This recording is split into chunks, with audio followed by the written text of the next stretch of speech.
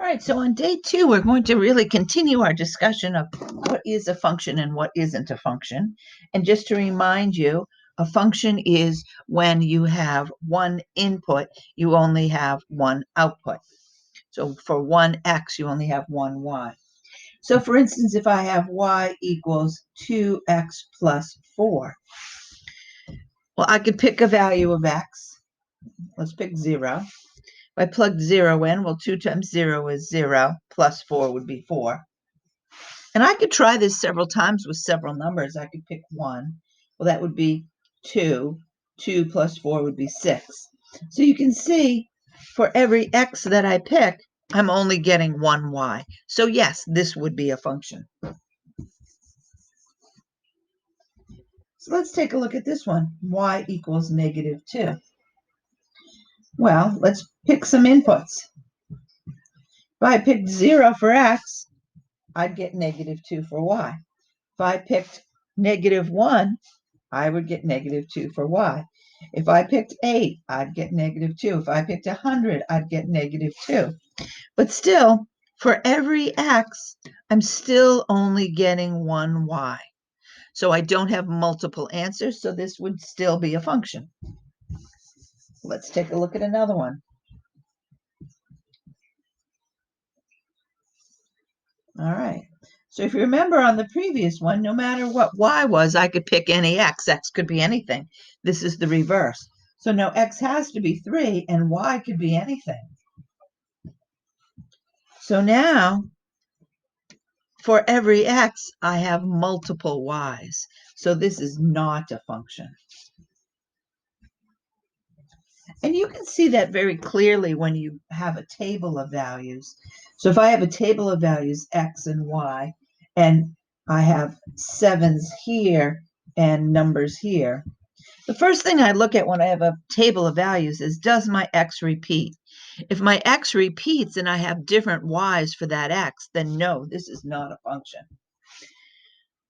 The only thing is that if I had a table like this and these were all zeros, for instance, well, that's just repeating the same number over and over again. So that would be a function because every x would only have one y. And so if I have a different table here, x, y, if I had 0, 1, 2, 3, 4, and now these were all 7s.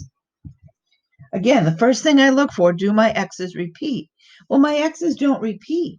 So if my x's don't repeat, then I know it's going to be a function.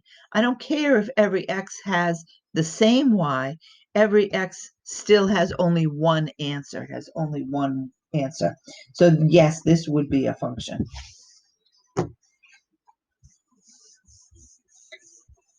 And again, just to remind you, if you had ordered pairs, like I won't do them all here. This is an example on your notes. And they ask you, what is the domain?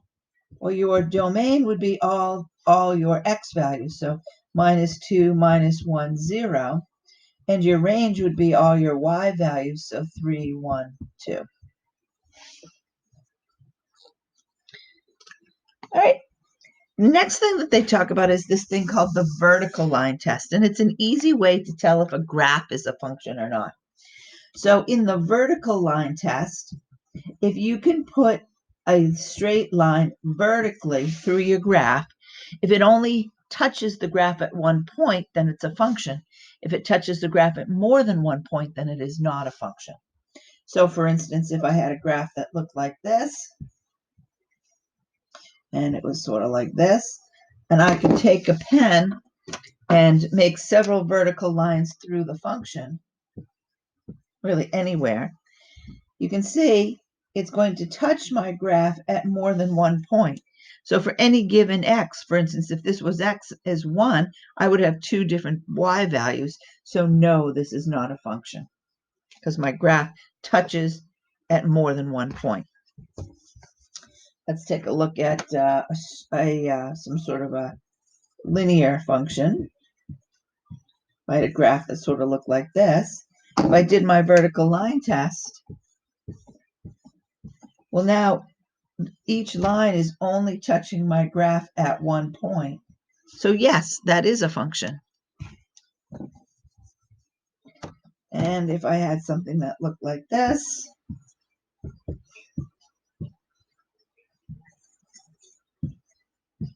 again, you can easily see as soon as I have one line that touches at more than one point, then it is not a function. But if I had a parabola like that, again, you could see my line would only touch at one point. So yes, this is a function. All right, so if you have any questions, let me know.